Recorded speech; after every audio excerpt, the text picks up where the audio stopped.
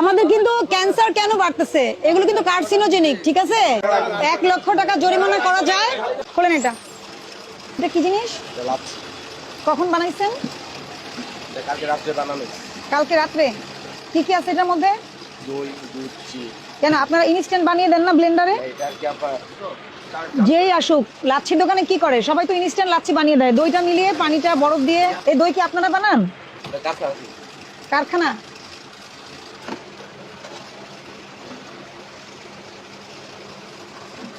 এগুলো আপনার বাসায় বানান? আর নিচে কি এটা? কি আর ওগুলো কি ডিম? বের করেন। এটা কি কোনো হাইজেনিক ওয়ে হলো? আপনি কি এই পলিথিনে ডিমটা রাখতে পারেন কিনা একটা কথা বুঝেন। এই ডিমটা সিদ্ধ করে ফেলছেন, তাই না? এটা কিসে দিবেন আপনি? চটপটিতে। এটা তো আর রান্না করা হবে না, আপনি মিলিয়ে দিবেন। আপনি এইভাবে কখনোই রাখতে পারবেন না, এখানে ব্যাকটেরিয়া গ্রো করবে, পলিথিন ইউজ করতে পারবেন না। আপনি বক্সে রাখেন, যে প্লাস্টিকের যে ঢাকনাওয়ালা বক্স আছে ওগুলোতে রাখেন। এটা কি কোনোভাবে পরিষ্কার? এটা কোনো খাবার রাখার ওয়ে না, আপনি এভাবে রাখতে পারবেন না। নিরাপদ খাদ্য আইনে স্পষ্ট করে বলা আছে আপনি কিভাবে খাবার রাখতে পারবেন না পারবেন না। এটা সরান, উঠান। ময়লার বালতি ঢেকে রাখবেন, ডাস্টবিন ঢেকে রাখবেন। এটা কখন বানাইছেন? কালকে রাতে বানাইছেন। উনি বলছে কালকে রাতে, আপনি বলছেন সকালে। গ্যাস সিলিন্ডারটাও এখানে। এগুলো কি?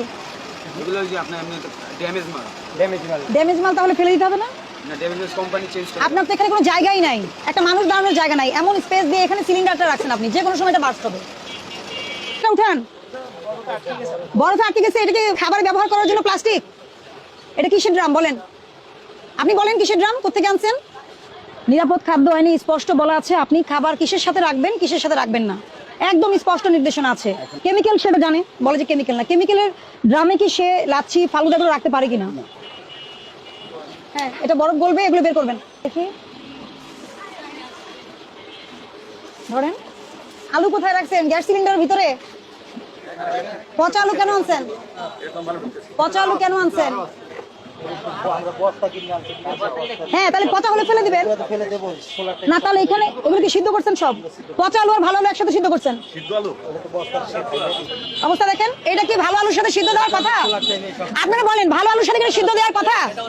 হ্যাঁ, এইসব বিজনেস। আপনার মালিক কোথায়? মালিক নাই মানে মালিককে ডাক দেন, ফোন করেন। আপনি কি করবেন? বস্তা থেকে যখন আলু বের করবেন থাকতে পারে পচা, পচা আলুটা আলাদা করে ফেলে দিবেন, ভালোটা সিদ্ধ দিবেন।